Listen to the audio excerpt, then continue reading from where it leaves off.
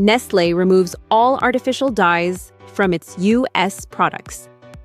The bright, nostalgic foods lining American pantry shelves may look exactly the same, but many of their recipes have quietly changed, as Nestlé completes a major overhaul of its U.S. product lineup by removing artificial dyes and replacing them with natural alternatives.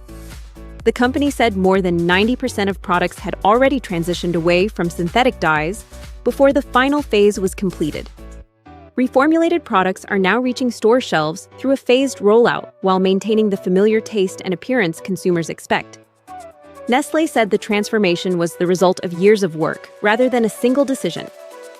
This work didn't happen overnight, Marty Thompson, CEO of Nestlé USA, wrote in a June 2025 blog post.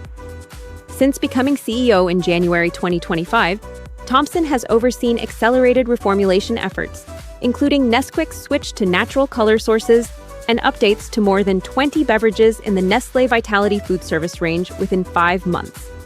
The shift comes amid growing regulatory pressure. California's Food Safety Act banned red dye number 3, while the California School Food Safety Act prohibited 6 synthetic dyes from public school meals.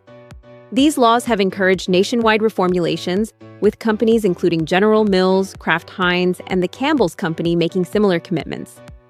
Nestlé has also reduced sugar and cut high fructose corn syrup to less than 1% of its U.S. portfolio, reflecting growing demand for cleaner, more transparent ingredients.